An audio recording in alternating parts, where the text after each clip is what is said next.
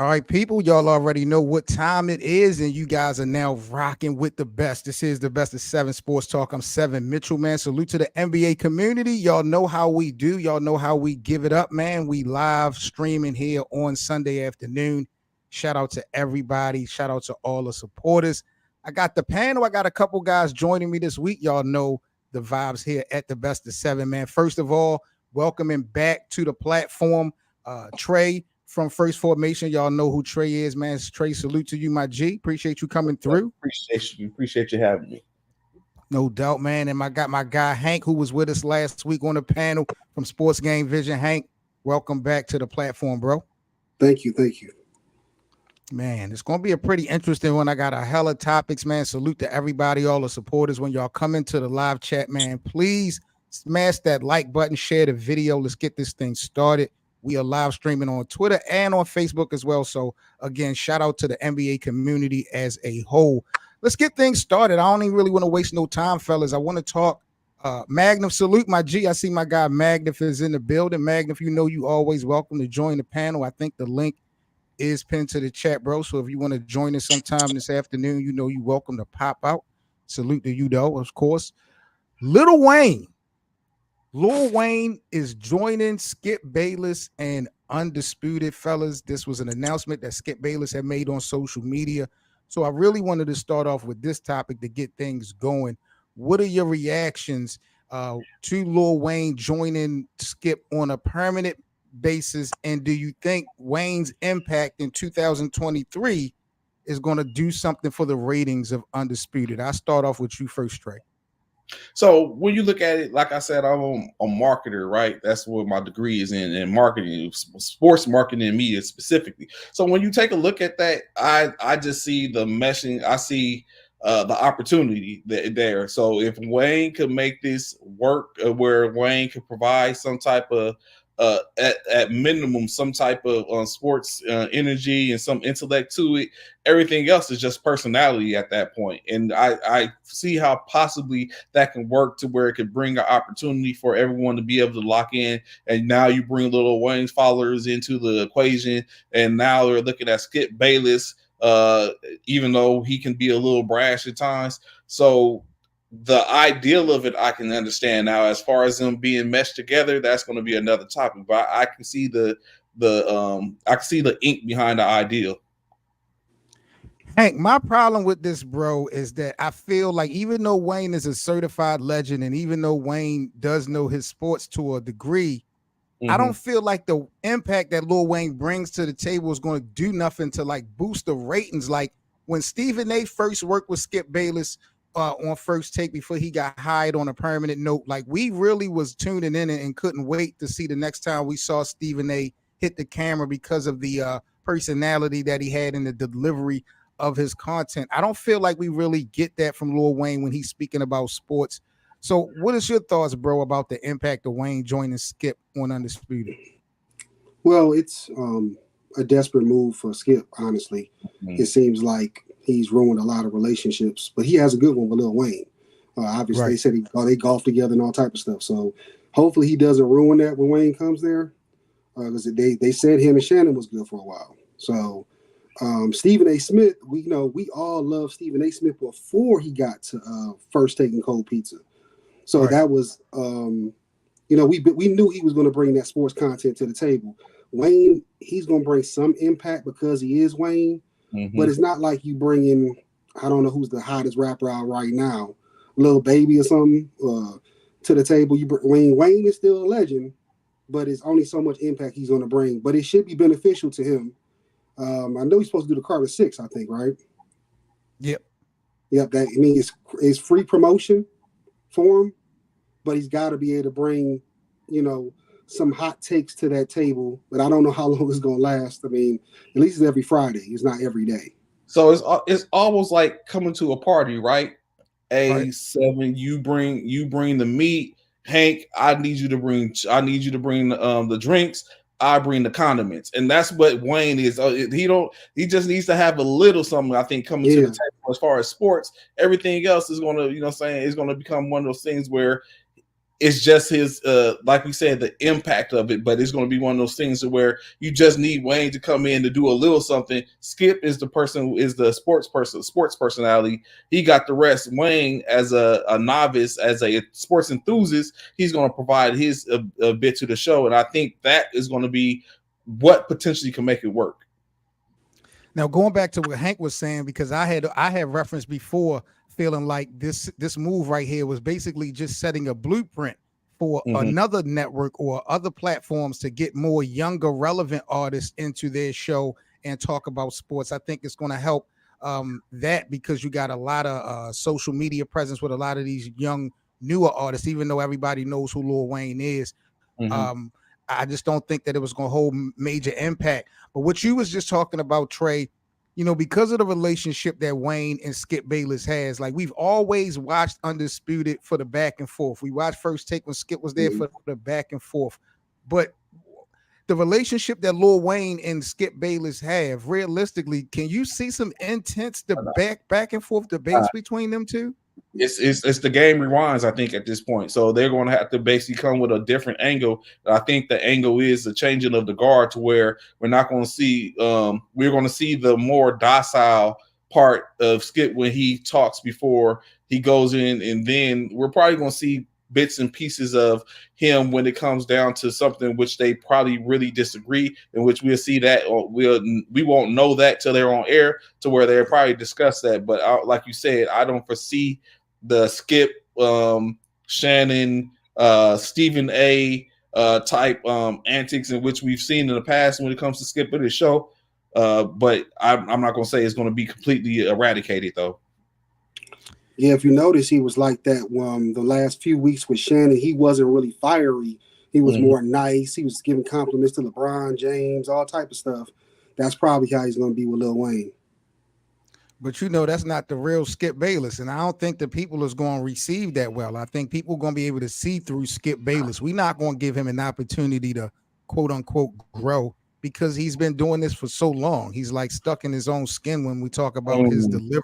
Correct. So him trying to do something different, even if he able to pull it off and execute it, that doesn't mean that it's going to equate to good ratings or a good show. And I'm still interested to see, because Wayne is only on, like Hank said, like on a Friday type of situation every Friday for a segment.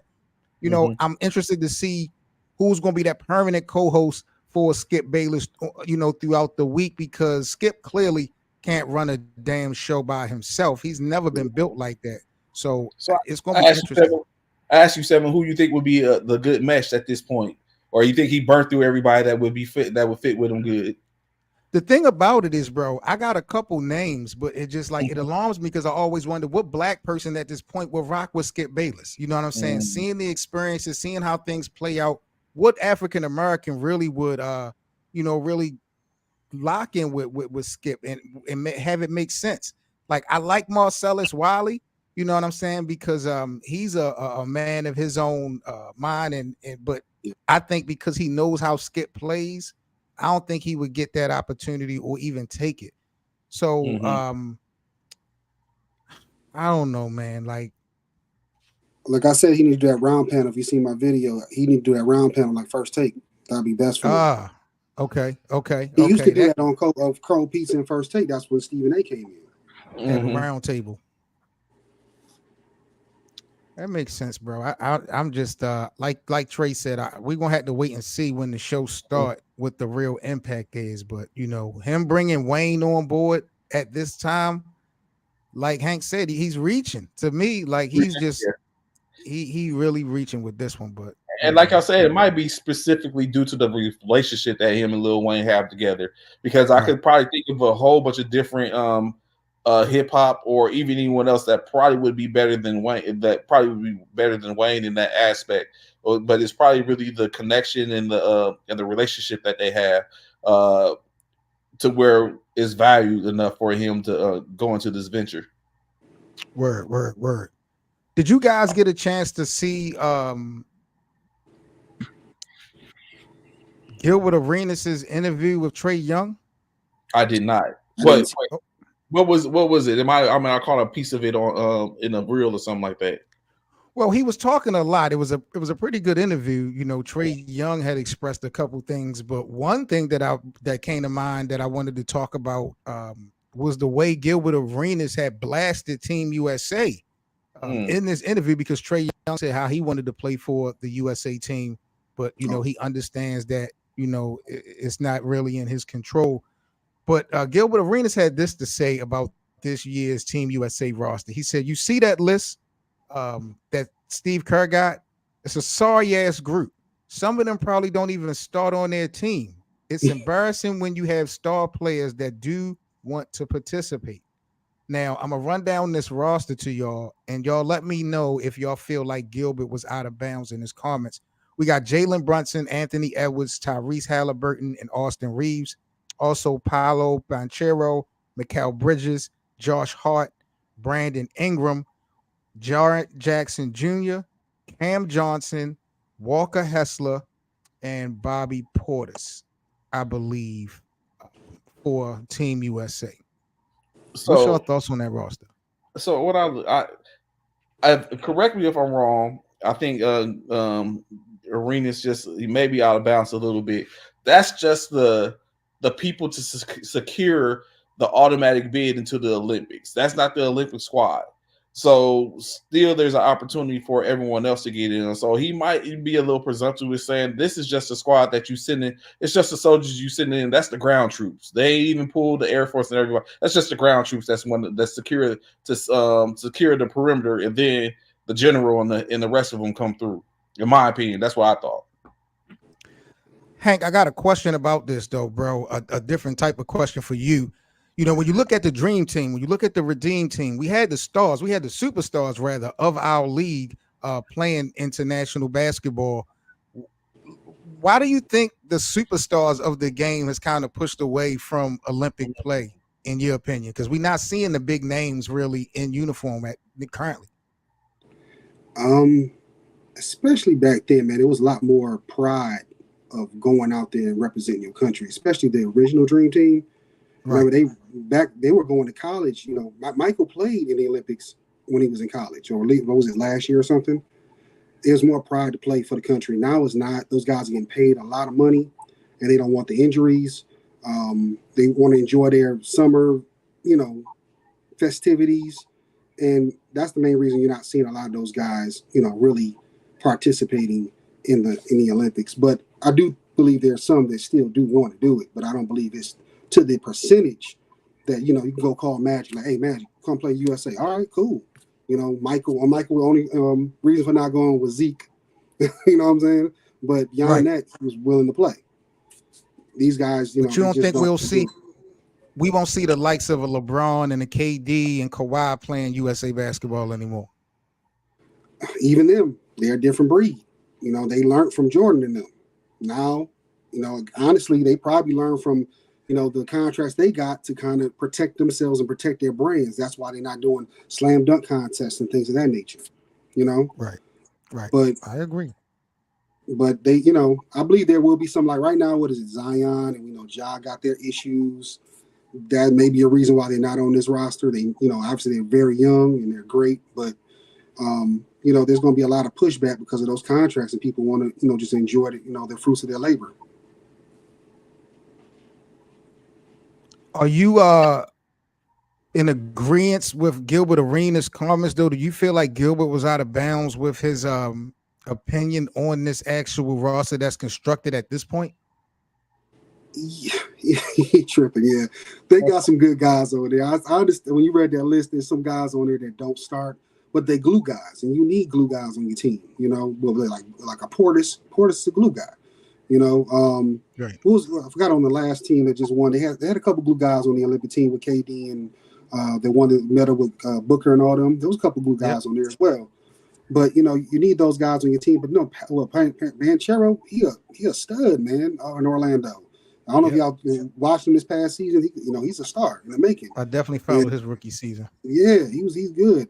They got some good stars on there, and they're young. If you look at that roster, they're all pretty young. Besides, a couple guys, and they're trying to build for the future with the new coach. I believe Kerr, isn't this his first time on this roster by himself? Yep. Yeah, they're trying to build a new foundation. Guys that want to play, going to come and they're gonna show up. Like we just saying, guys are like, I know I'm not gonna come this year. Those guys, probably like Jalen Brunson, he seemed like he want to hoop. Josh Hart. Those guys will show up every time they call for they play to represent the country. Right. I think two things can be true. I think for sure, when you're talking about the Olympic team, I think you're absolutely right. Giving these guys an opportunity, I think they can perform. Who knows how well they'll perform at the end of the day? But realistically, you don't want the country to be embarrassed going out, crazy and like that. So even though, I definitely agree with you that the guys that they do have now on the roster, they can play. They might not be the faces of the NBA. They can play. You don't want to get embarrassed, though, because these guys that's playing internationally, their games have stepped up tremendously. Oh, yeah. That's why a lot of these, European and international players are at the front of the line when we having these NBA conversations about MVP and things of that nature. Look who just won the finals MVP and won a NBA title in Nikola Jokic. So, I think the Team USA, I just hope they know what they're doing. I feel like Gilbert does have a valid point because you don't want to be embarrassed, but I wouldn't call those guys trash because, like you said, some of those guys are glue guys and they make their impact relevant on their team night in and night out. BA, what's up, my G? BA in the building. I think he muted right now. BA, when he come back, we'll definitely get his thoughts and opinions on this. But yeah, man, I was just that came across my radar earlier about Gilbert Arenas blasting the Team USA roster, saying it was basically trash. I just don't want them guys to get embarrassed. So hopefully they know what they're doing and they get it right at the end of the day. So do y'all not think that they're able to get the complete the assignment to get to finish up in the World Cup? I doubt it, bro. I don't like. I respect the team, but I don't like the team, bro. Like, who's the go-to guy at the end of the day? Like, who can you really depend on and rely on when you're dealing with all these guys that don't really play with each other? Okay, I was about to say Anthony Edwards. Oh, he would be my first. BA, salute, my G. Salute. My bad, fellas. I'm in here now. What's up, man? Got my dog BA in the building. BA, we were talking about Gilbert Arenas blasting or calling out Team USA, their roster, basically saying that they were trash. And I ran down some of the names that were currently on the roster. We got Jalen Brunson, Anthony Edwards, Tyrese Halliburton, Austin Reeves, Brandon Ingram, Josh Hart, Mikal Bridges, Paolo Banchero, Jaren Jackson Jr., Cam Johnson, Walker Kessler, and Bobby Portis. And, Gilbert was doing this interview with Trae Young, and Trae Young was voicing his desire to play for Team USA. And Gilbert was basically just saying that, this roster is trash, and it's embarrassing when you got star players that do want to participate, but they, figure out other ways to get guys involved. What's your thoughts on this team, and do you feel like Gilbert was out of pocket? I mean, no, I actually agree with him.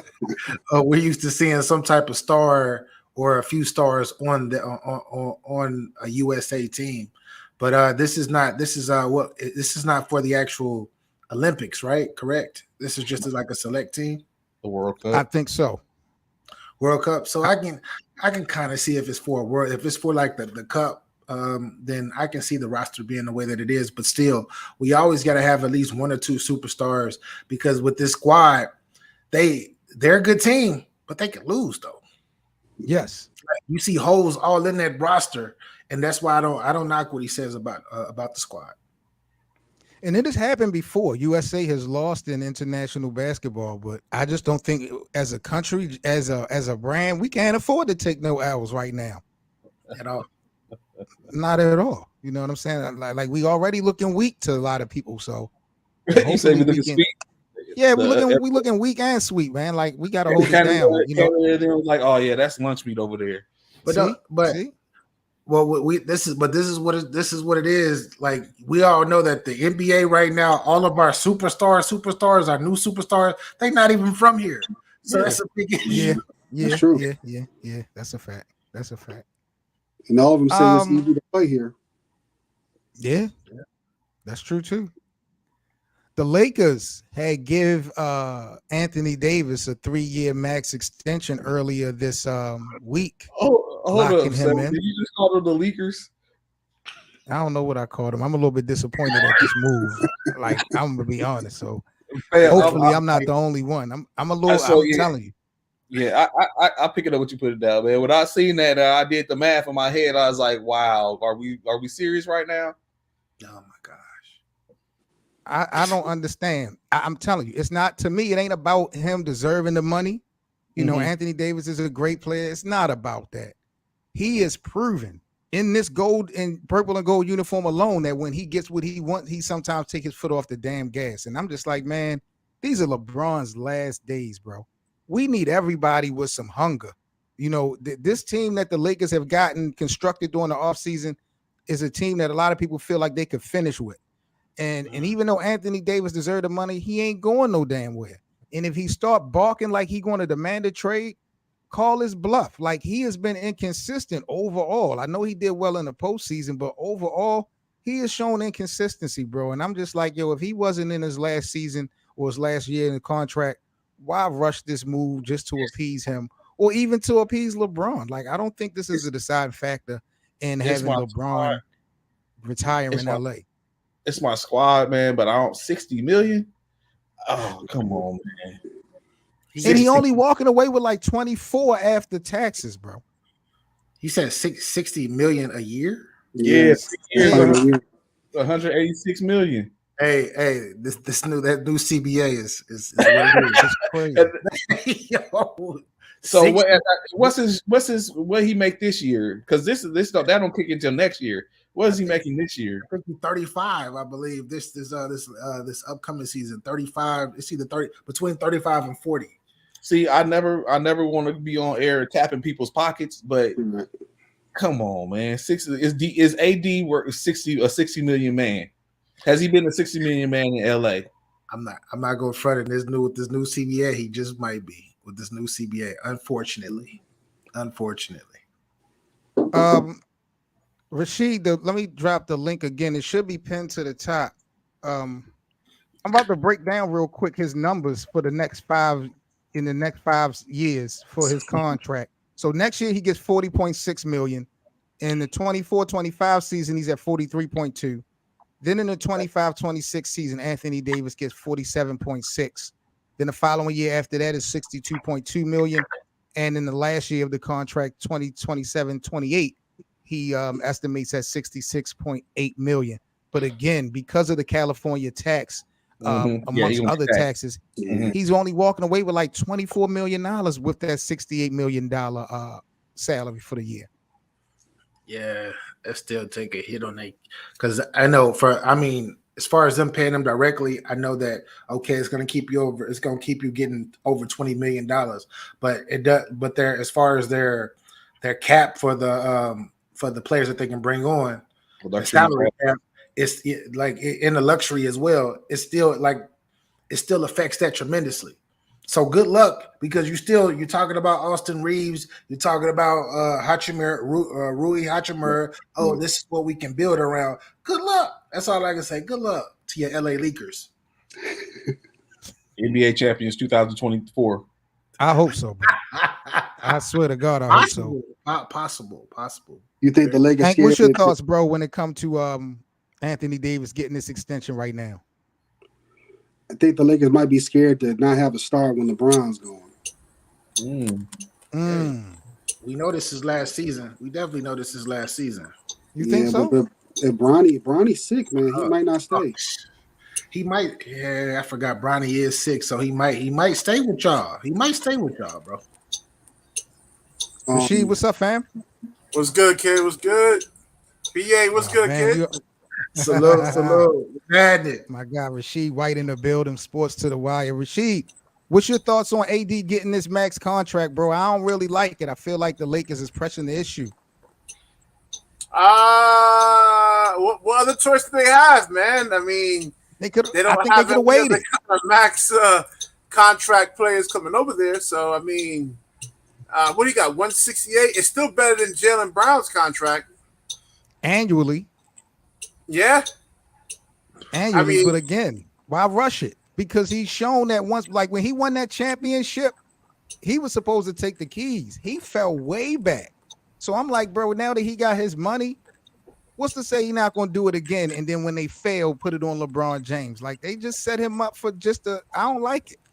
I don't think he's wired mentally to be a number one. You know, I think he's, that's just my personal opinion. Not everybody's like MJ or LeBron James, like mentally, like wants to be that number one guy and have the ball in their hands and make, you know, not everybody's wired like that. So I just don't. $168 million is still better than Jaylen Brown's contract, man. What's up with your Brooklyn Nets, Rasheed? What can we got Ben Simmons coming back, man. We got Ben Simmons coming back healthy, man. So you know, they should be a plus 10 win. I'm pretty sure Dreamers Pro is going to have something to say about that, but you know, for sure. I rock with Brooklyn. Shout out to Brooklyn. I rock with them. Yeah, man. We got like LeBron 2.0 coming back, man. You know? Who's that? Who's that? That's who he was dubbed as. That's who he could be compared to, LeBron James. Don't put that boy in the same sense with LeBron. Don't even do that. You're about to send him right back to where he is right now. That ship is sailed. That ship is sailed. Nah, he's 27 years old. He's just getting into his prime, man. That back injury, man, that shit is no joke, man. I had that, not that particular injury, but I had a back injury playing basketball, man. Yo, that joint is painful, man. And so Rasheed, you've been giving me a lot of excuses. You've been giving me a lot of excuses for a year for Brooklyn. So what I want to know from you is, what do you determine successful for the Brooklyn Nets next year? What happens for you to say that they had a successful year? Just making the playoffs, or what? Well, listen, the Miami Heat didn't really have a true superstar, but they actually played team basketball. Everybody knows their roles. Nobody try to do too much. So that can actually be emulated right there, man. So the Miami Heat has actually shown us the way. So sky's the limit. Who knows, man? If you got a healthy Ben Simmons and he's like the Philadelphia Ben Simmons of, he's a matchup nightmare. You know, you have to run a second man at him. Most of the point guards are 6'3", 6'4". He's 6'11", 240 something pounds. You gotta run what at him? A second guy at him. You gotta run a second guy at Ben Simmons. Yeah, man. Listen, he's 6'11", 240. Let's say Ja Morant's guarding him. Ja Morant was like 6'2", 6'3", 190. I mean, that's a matchup problem right there, man. I mean, Ben Simmons. He's not gonna be point guard though. He's gonna be a point forward. Nah, they already have him as the point guard. I mean, John Vaughn and Sean Marks actually said he's the point guard. He's gonna be the starting point guard, and he will be the primary decision maker on that team. But LeBron doesn't. LeBron is a point forward. He's the point guard, right? But he plays the 4 or the 3, be it from running the squad, running a setting table. So they don't have to. They're not gonna throw no double team at Ben because they want him to go 1-on-1 and shoot that thing. Nah, go watch my videos, man. I already did a whole bunch of video breakdowns on Ben Simmons having to be doubled. You know, he dropped 42 points on Rudy Gobert. You know, he had that 42-point game in Philly. What about those 2 0-point games? You want to talk about numbers? I mean, he still had 13 assists. Yeah, I went over those games. And he was being double teamed every single time, and he had to make the right basketball play. I don't think he wants to play basketball anymore. I think he's just getting a check. So you basically saying that it's Ben's team now. He's gonna do right by y'all. That's what you said. He's their best player. He's a 3-time All-Star. Nobody on the team. He's better than Mikal Bridges. No, he's not. Did Mikal Bridges make an All-Star team? No, but he's all defensive. I know, but did he make an All-Star team? Ben is a 3-time All-Star. He'll make one in the East. He'll make one in the East now. Yeah, exactly. Ben. Yeah, but he hasn't made one yet. So Ben Simmons is actually their best player right now. He hasn't made nobody on that team made an All-Star team yet. Sheed, I rock with you, Sheed. I rock with you, Sheed. But we haven't seen Ben Simmons in 4 years, bro. He played last year. He played last year, and they were still. He was like, what, a plus 40? I mean, the team is better. The numbers show it. You look at how many games did he play last year? She played 41 games last year. But the how many numbers games he played in the NBA season? She. Hey, listen, everybody, why nobody's talking about Zion Williamson? Why we gotta get on that? Why nobody's talking about Zion? You know what I'm saying? This nigga hasn't played no games in like 4 years. I'm on that same trade. Zion, I don't know which one. I'm talking about 7 right now, man. I'm talking to 7. I don't see no smoke about Zion. Because Zion is a bust to me. I don't waste my energy talking about Zion Williamson. I really don't have a lot of content on him. But where's some of the hate? Ain't nobody talking about getting Zion out of the league and all this shit. I mean, come on, man. Why they hating on Zion hasn't shown fear. Your man has shown fear. Like he ain't got no heart. You have that back injury. You're going to have fear too. You know what I'm saying? He was in Philadelphia and he was scared to shoot that layup, he had a back injury. That's what we doing. Kevin Durant had 3 bad games. He got swept last year. 3 bad games. 3. But he Kevin Durant though. You gonna compare Kevin Durant's body? I'm saying, like, the point is that every player in the NBA in the history had a bad series, a bad playoff series, bad games. It happens. It happens. Ben won't be the first, and he won't be the last. He's like, give my man some love, man. But get him off me. Like, and I'm dropping a video tonight on what Gilbert Arenas actually said about Doc Rivers. I'm dropping that tonight. It wasn't Ben's fault. It was Doc Rivers. I told y'all because Doc Rivers is overrated coach, like I've been saying. Nah, 7 believes in him though. Doc Rivers. Me and Seven had this conversation before. We definitely did. You know, Doc Rivers overrated. I always did. Yeah, man. He doesn't make adjustments. Like in that Philadelphia series, Joel Embiid kept getting switched on to Trae Young, and Joel kept dropping. I would have went small. I would have sat Joel Embiid's ass down, put Ben at the 5, or go small so they can actually come up on Trae Young and try to force him into driving or something like that. But, that was on Doc Rivers. He didn't make any adjustments in that series. Then you're going to go ahead and blame Ben Simmons? Come on, man. You know how hard it is? You know how hard it is being like a guy, like I'm 6'1", and having a guard like a 5'5" guy. Like I'm 6'1". When I played a lot, I was 6'1", 225. And then I will have to guard somebody that's like, let's say 5'5", $150, and they're fast as shit, and you got to guard them. You know how hard that is? So Ben Simmons had to guard, what's his name, Trae Young, the whole 7-game series, man. That's hard for a 7-footer to guard like a 5'11" guy. And I just want to be clear before we move on to the next topic. For us to give Ben Simmons a pass, we have to look into your basketball playing history. That's what we need to do to acknowledge. I just want to be sure. Giving you my personal experiences from actually me playing and having injuries and then making sure you're good. And everybody wants Ben to come back and be that guy, but that back injury, that shit is serious, man. I was in pain for, oh my gosh. Don't want to go through that again, man. Real quick, switching gears, I want to talk about Chris Paul in his role in Golden State. I did a video earlier this week on an interview that Steph Curry had did, and to me, it seemed like Steph Curry was addressing Chris Paul and his desire to start in Golden State. Golden State as a team is trying to say all the right things as far as how they like Chris Paul, how they can't wait to work with him. I know we might have spoken on this before, but I'll start off with you, Hank. Do you see Chris Paul playing a real meaningful role in finishing out the season in Golden State? I think they got him from some type of trade debate for the midseason. Okay. It just didn't make sense to get him over in Golden State. Older point guard. It's just the money matched up for the Jordan Poole trade or whatever. But unless they go on some type of tear with him in that lineup, he's going to be traded somewhere mid-season.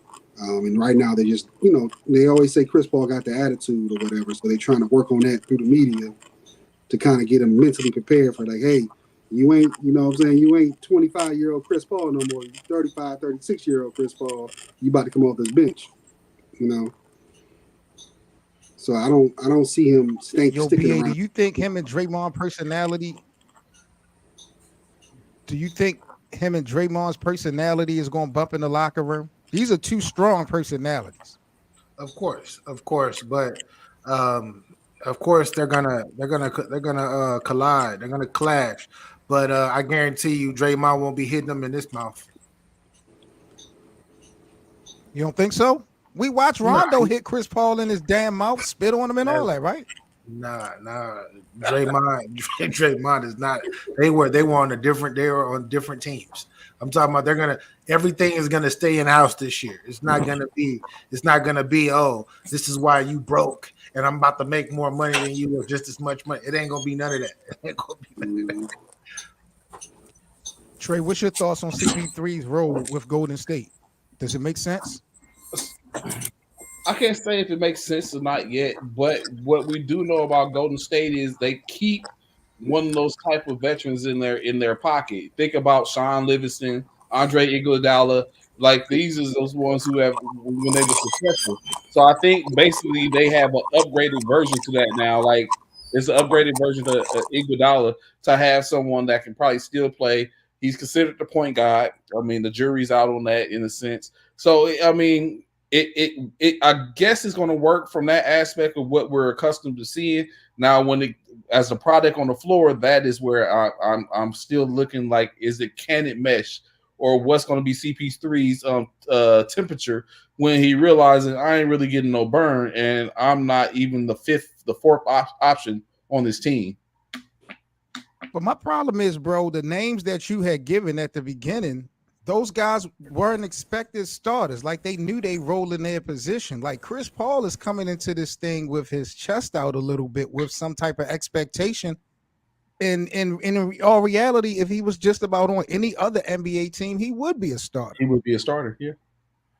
So, it's kind of crazy to me. I don't know if he automatically buys into this. And I don't know if he's just trying to say all the right thing. Hank said he feel like this is just a setup for a trade. I just don't see how it would work, bro. I really don't. Seven. We're talking about he's 38 years old, and he's not that young prolific Chris Paul who runs. This is Golden State style. They run and gun. That's what they do.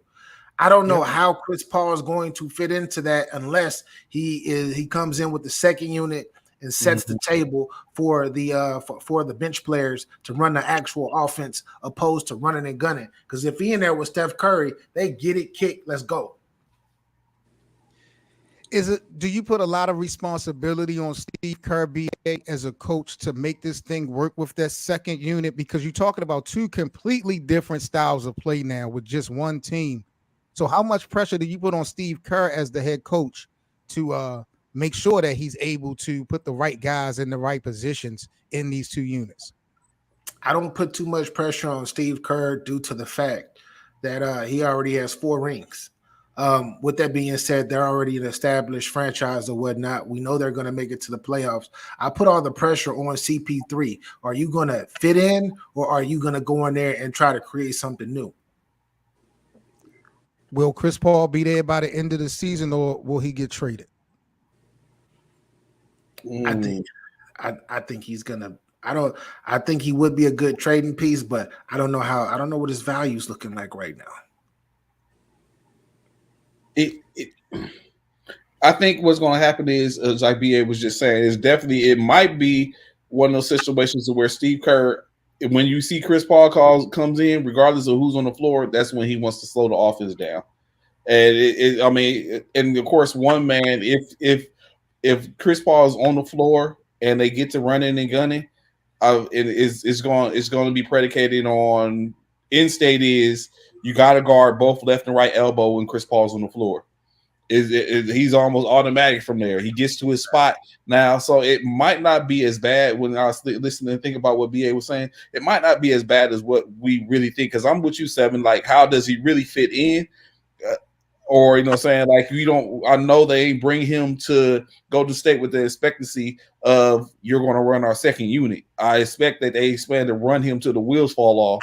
And then for what Hank was saying, it might be one of those situations like, this isn't working as we thought it was. Who's out there by the trade deadline? Who's out there that would be willing to take him? And that's where it is. So I think they, just like anything else, they got options. Myers isn't running the front office anymore, but I think they still got options.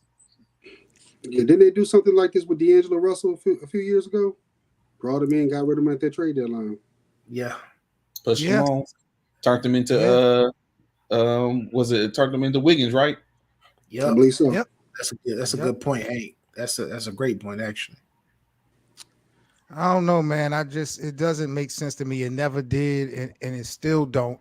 More importantly, because I don't feel like Chris Paul is going to accept this role that apparently is, being laid out for him. I just don't think he's going to be able to accept it. Hank, will we look at Steph Curry? Let's say hypothetically this thing do work, and let's say he gives Chris Paul a damn championship. He would have gotten Kevin Durant his championships. Will we look at Steph Curry like in another space because he have gotten KD rings and Chris Paul rings? Will we look at it any different? Because I know a conversation before used to be like if got Russell the ring, or if LeBron had got Carmelo a ring, it would be, a greater look, or this, that, and the third. Will we do that for Steph Curry as well? I would think so. I mean, he get number 5. That's wow. I mean, no, he got 4 already, and he got the Finals MVP. That to me boosted him up all the way up there. He got that off his back, all that talk, and he's a way better player than he was when he won his first championship with against LeBron. Way better. Draymond even talked about his strength in his core.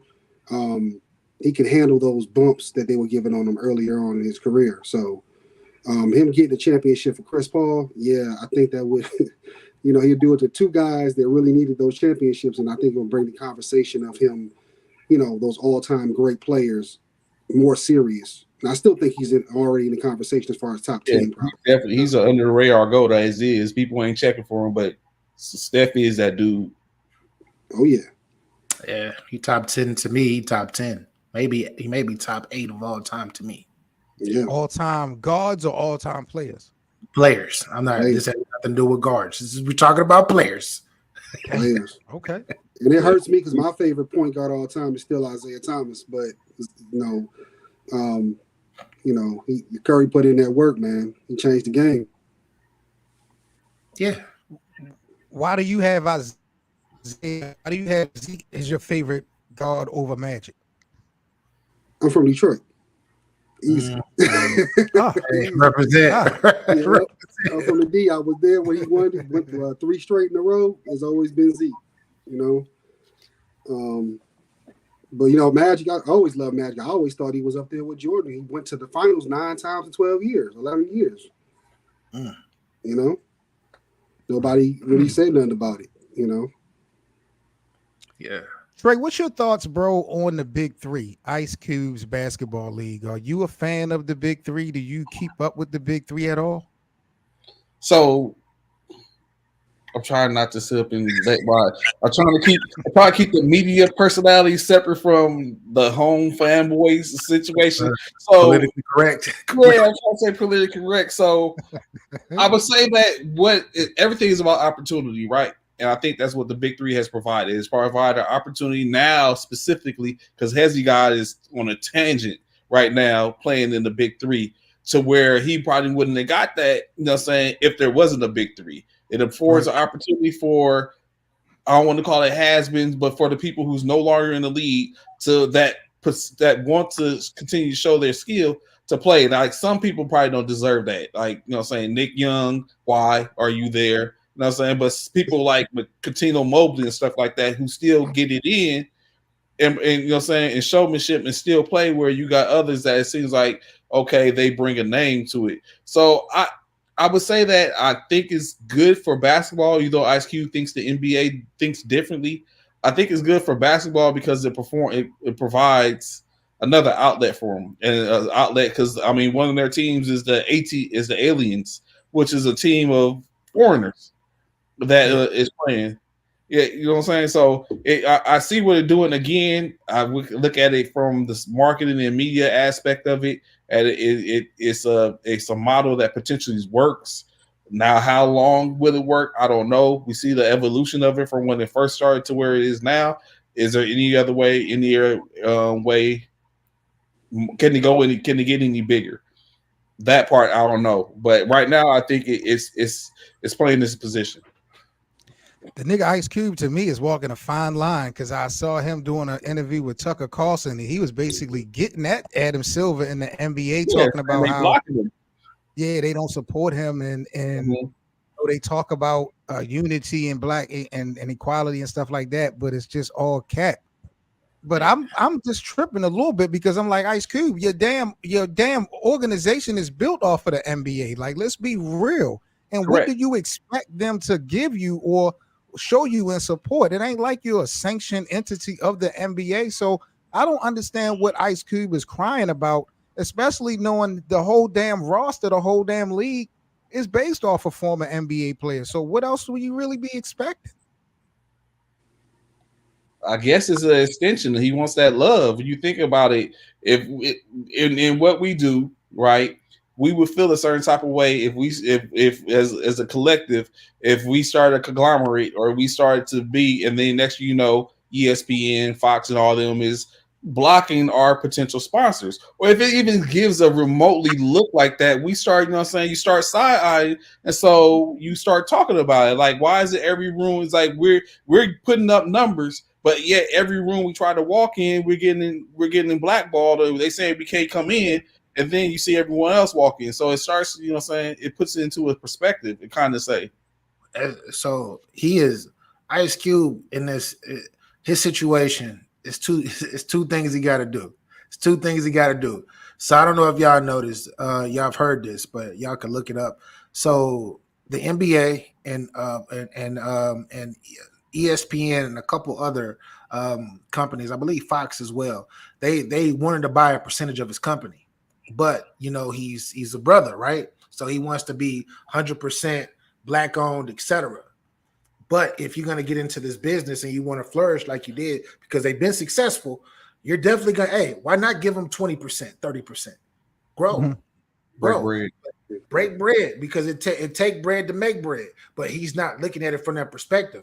He either got to do that or join the Illuminati and he'll be all right. He said he ain't doing that, man. He said that's what I'm saying. He either got to give up a certain percentage, because that's, if he give up 30%, that 70% is going to be way more than this 100% that he got now. But he's not looking at it from that aspect. Right. He's still on this, I got to be an ownership. You're still going to be majority owner.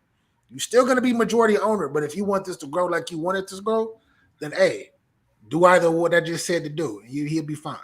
Yeah, see, he just said on his interviews, he said he was willing to give up 10%. So he didn't divulge that information. They wanted a bigger piece. How long realistically though, Hank, do you think the Big Three is going to survive? Like, how many more seasons do you give the Big Three? Or do you feel like this is something that can definitely go for much longer than it has? Yeah, I think it can work, man. Those players, there's a lot of players that want to go over there. Now, there's some that may not go because the NBA probably will block him, like a Dwight Howard or somebody like that. He still want to play in the league.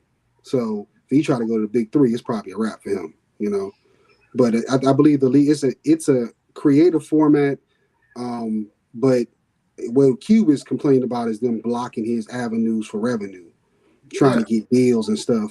Mm-hmm. And I can see why Adam Silver's probably doing that. He don't want them to mess with the summer league, the WNBA, and all the entities, and he doesn't want to give up a bigger percentage of the pie. That's probably why they're blocking the league right now, as far as behind the scenes.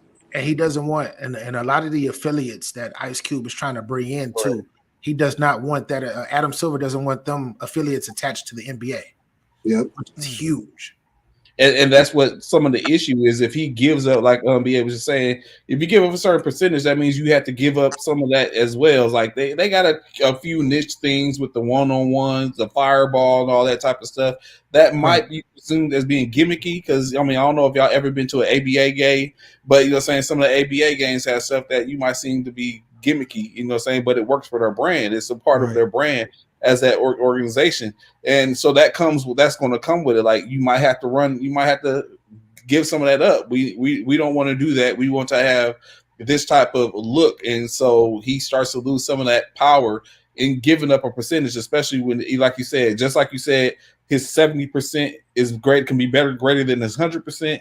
It goes the same for that 30% for the NBA could be greater because in-state is, we're the NBA. This is what we have. This is what we can bring to the table. And so it's really a chess. At this point, it's chess, not checkers. Yeah. And it's creative how he got it where there is no location. He goes wherever he wants to. He can float. That's why it's not like the Atlanta whatever. He just has the team name, and then they can go to every city to city and play. And that's probably because they don't have the sponsorship of the NBA that lock down cities. Right. So he can go overseas to China, anywhere and play. So to France or London or something like that.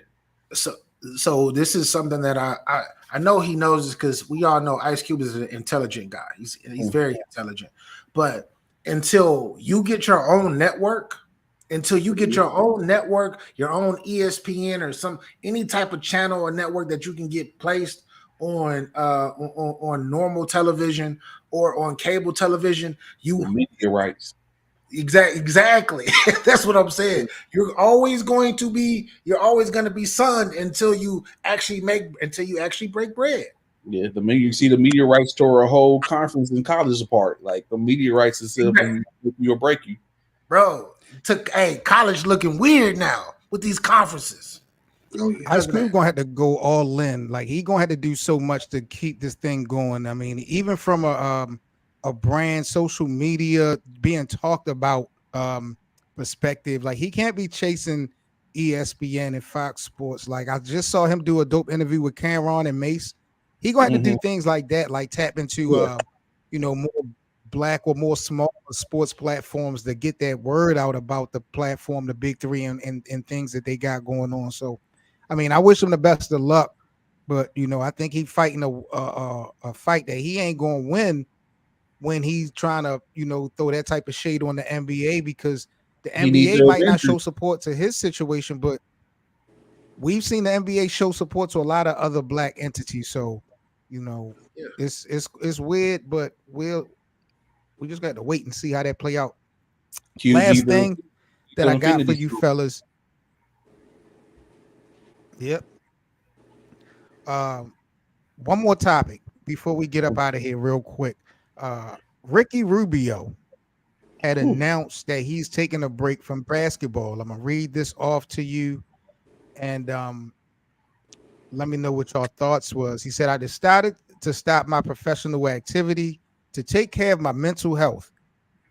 I would like to appreciate all the support I received from the I don't know what the FEB means, to make my decision. Today has more feeling than ever. Gracias. I ask to respect my privacy to be able to face these moments and be able to give more information when the moment is." So we have a situation where Ricky Rubio is taking a back seat for mental health issues. Not that he's a superstar or impactful player, nothing like that. Do you see this being a trend of more players taking time off for mental health?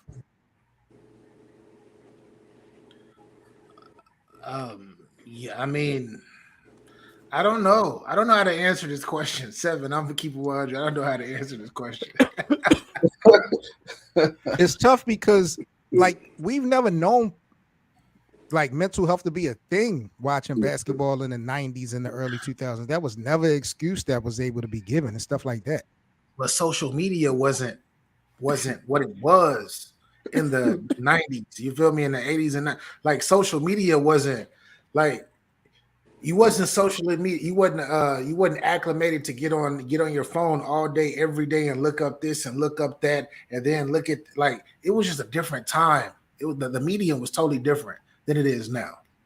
And I can see why people are going, I can see why people are getting depressed and mental health. I can see this because if you're on your phone or you're on your tablet or you're on your laptop all day, or you're even at your 9 to 5, when we used to go to work, and we used to chop it up with everybody at work and then do our work. But now you can be at work with your phone all day. What's going on? What's bro, it's the thing called the algorithm now, where now things are like sent to you for whatever you clicked, and you start to get hooked and addicted to it. It's so much happening right now, bro. So could this be a trend? Getting back to your question, it could be. It could be, bro. You see Brittany Griner. Yeah, Brittany Griner did it, but I don't get to see nobody on our level like 9 to 5 people, like people that work regular 9 to 5 jobs, getting no damn mental health days off and shit like that. Like they can take them, but they ain't getting paid for it.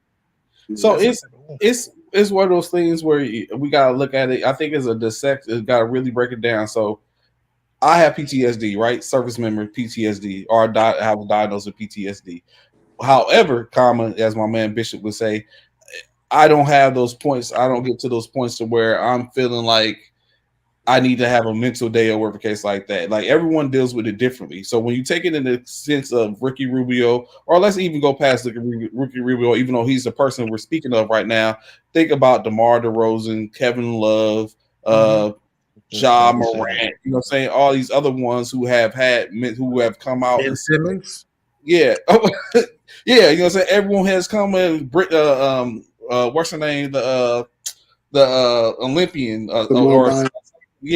Simone Biles. Yeah, all these people have come out and they talked about it and bring it up. So in the case of Ricky Rubio, let's sit up and break it down. He was a star. Think about Ricky Rubio when we first heard the name Ricky Rubio, who this guy was. Now he's a shell of himself. And that could be some of it. Because when I seen this, I was like, what's he gangbanging on? Like, what is it Ricky Rubio's having a problem with? That's what the first thing that came to my mind. Like, what issues do you have? But it could maybe be that. Like, I used to be the dude. I used to be that man talked about. Now they talk about Victor Wembanyama, Luka Doncic, like all these other. This is where it has, and it's gone away from Ricky Rubio to where he's a former shell of himself, and so that could be some of it too. So I just don't know to see if it's a trend. I wouldn't say it's necessarily a trend, but I think the ideal of speaking of it is what is more so trending.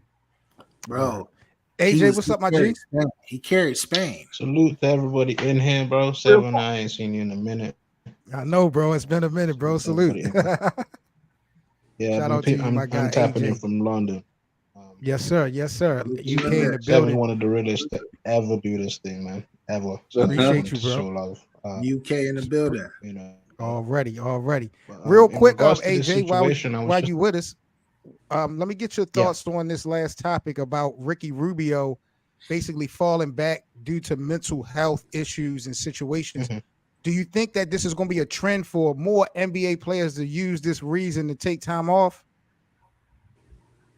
I think to a certain degree, but just like the king that's just finished speaking, he kind of touched on other people that kind of did this.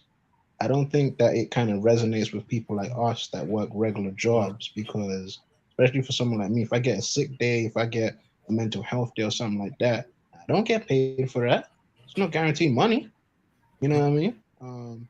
But I think with them, because they're on a different platform, they're on a different stage, it's a lot of people that watch them every day, even if they're sitting on the bench, even if they are a former star like Ricky Rubio. It's a lot of people. I think you get accustomed to a certain amount of attention, and then when that goes away, it's as if your value depreciates as well. So I think mentally it might have a toll on him. He's choosing to step away, just like Kevin Love did, just like other people did. Will it be a trend to a certain degree? Probably. I hope the shit don't happen with the stars, though. Time will you know what I mean? That's my thing. It was a few years ago that Kevin Love did that, and then it was DeMar DeRozan to a certain degree. I hope no stars take time off. We got SP Talk Sports in the building. Salute, What's my family. Salute, family. Appreciate you joining us, bro. Yeah. I say you was loud. Like, let me pull up. I don't think you'll have with the stars because I think they are costly. Yeah, what y'all talk about the Rubio with? It could be different depending on where people's mental. Bro. What do you think, SB, about Ricky Rubio? You know, taking the mental health approach. You know, taking the back seat. And do you think like it's going to be a trend with other star players taking the same approach to take time off? I think this certain topic is a slippery slope. You know, it's hard to go at because mental health should be taken very seriously, and everybody should take care of your mental health. If no matter what it is, I know sometimes we do get caught up and thinking like, yeah, basketball is the game, but these are the athletes playing basketball at the highest level. And some of these guys, like Ricky Rubio, been playing basketball all their life, and sometimes that's all they know. So, and then especially they might have been the man their whole life. So once you not being used to being the man no more might mess you up. We look at the end of the day, we all got ego. You know, you ever went to that point in life where you feel like you weren't the same? We all go through it. So I don't think necessarily should be I don't think it's going to be a trend, because if you have mental health issues, I think you should handle that and get yourself well. And that's it. So honestly, because like I said, it's a slippery slope to argue, because I think we look at them differently because they athletes and they millionaires, but they humans just like us and they go through everything like us. So I think he's doing what's best for him, and I think he should get his mental health right. And once he feel like he's well, come back and play ball. If not, retire. And your health is more important than the game. That's a fact. Do you put any less respect on it though, because we've watched the game and players in the 80s and the 90s what have you, and this was never brought up, even if they were, you know, dealing with certain things. It was just never a cause to pause or a reason for guys to take time off. Do we give guys less respect because we watch other players kind of fight through stuff, even though the times are different? I say no, because I think sometimes we get caught in the fact of that we see everything. We in the general back in the day with the 80s and 90s, we didn't know what Magic went through. You think Magic wasn't depressed when he went through his situation, had to make that announcement? I know he had mental problems after that. Then the Magic had to announce it. They had to deal stuff with your wife, with his problems. We just see everything and hear everything. Back in the day, 89s, everything was like a mystery.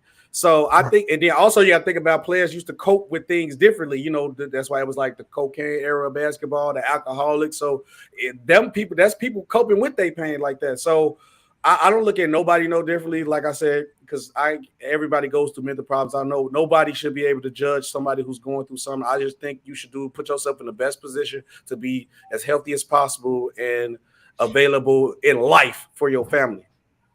Word. Hank, do you think that we should respect it less because we watch players go through it before? Yeah, like you just touched on, SB touched on. We didn't see all those things. I even heard, you know, some of those sports journalists, that beat writers even talked about. It was like the commissioner caught those guys doing things back, and they just didn't get reported because now media is really huge. We're media ourselves with our cell phones and everything. But it wasn't like they weren't dealing with anything.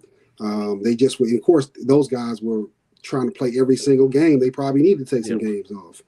Now these guys have the opportunity to play less games and also address issues that they got going on.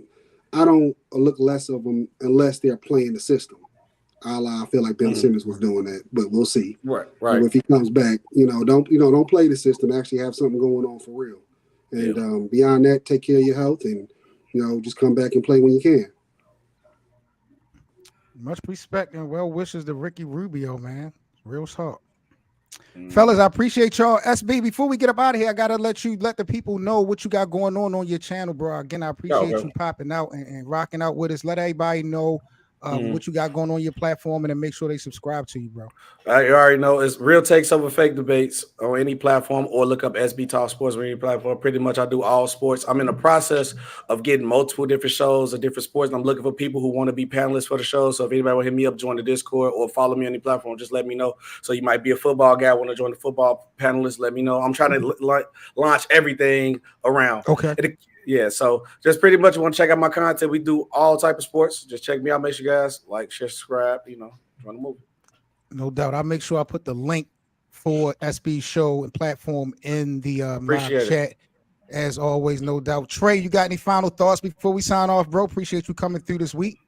Yes, no problem, man. I'm still, like I said, just got to a new area, so still trying to get connected to get back out there. Y'all know, y'all see a First Formation, First Formation Morning Sports Talk. Some similar SB where we basically talk everything, but more of a perspective from veterans and stuff like that. So I have a lot of content that specifically deals with military sports, but sports is all encompassing. In my opinion, it dissects every life. So I always look how to bridge that to everyday life. So whether sports, it's still a vibe to come on and listen, because I'm gonna find a way to connect it to just everyday life and all. So like you said, check, subscribe, Facebook, YouTube, we all out there. First Formation Morning Sports Talk.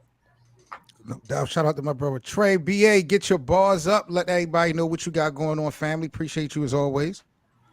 Hey man, once again, man, salute to everybody that's up here. Salute, fellas, 100%. This is fun work. This is fun work. I love talking sports. I love it. I love debate. I love all of that. Different perspective is always key. Yeah, BA, get your bars up media. We on my platform, we talk a lot of hip hop and we talk a lot of battle rap in general, but we do talk sports as well.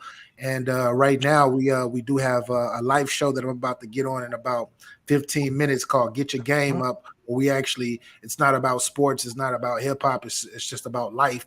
We talk about we talk to the men, and we talk to the younger men and the younger ladies in the culture about just how to be better human beings, be the best human being that you can, and we give different perspective in that. And man, we trying to punch back into the algorithm right now, man. We trying to get to 20,000 subs. We had 16,200. We trying to get this. We trying to get to 20,000. So everybody that's watching, come support. Guarantee you the content is dope, and we here for all of that. But I appreciate you once again, Seven, for inviting me on. Always, all day, every day. Hank, Sports Vision. Let everybody know, Hank, what you got going on, bro. Where they can follow you. Oh yeah, well, just talking about sports in general with a focus on NBA and wrestling, and a little bit of boxing here. But yeah, I'm on all the socials. Say wrestling and knowledge is tribal chief right there. Yeah, oh yeah, like knowledge. Knowledge is tribal chief. Yes sir. Yes sir. Yes sir. Yeah, man, but I'm on all the socials. Facebook, Instagram, TikTok, on the Sportsman Vision or whatever, the X, Twitter. I'm on that too. And just trying to drop video. Well, I drop videos every day, and eventually, I'll probably do a live cast at some point. But right now, I'm just working on the videos. That's dope, bro. Last but definitely not least, my brother from the UK. I got AJ in the building. AJ, are you still rapping, bro? Like, what you got going on, bro? Because we definitely want to stay in the loop with what you got going on. Oh man, you know what, Seven? I should have hit you up ages ago. I've actually retired from battle rap. Oh, really? Yes, sir. You battle? You was in battle rap? You was he crazy. That was a passion of mine for sure. I gave it everything I had, but I just felt like almost kind of what happened with B Dot and Daylight, where you feel like you kind of speak a different tone, a different language. Some people don't really word. appreciate and tap into it. So when you realize that, you also understand that from a lyric perspective, I'm gifted in certain ways. So kind of trying to focus on my poetry, on my music, and just generally my own health, like everybody else here, trying to be stable. Do you know what I mean? Gym, just general positivity and things like that. So that's what I'm currently focused on right now. And general work. You know what I mean? I go work tomorrow, so I gotta go. I ain't mad at you, bro. I ain't mad at you at all. But yeah, big up to you, AJ, man. Big up to all the fellas on the panel, man. I appreciate y'all coming through. Shout out again to the NBA community. You guys are now rocking with the best. This is the Best of Seven Sports Talk. I'm your host, Seven Mitchell.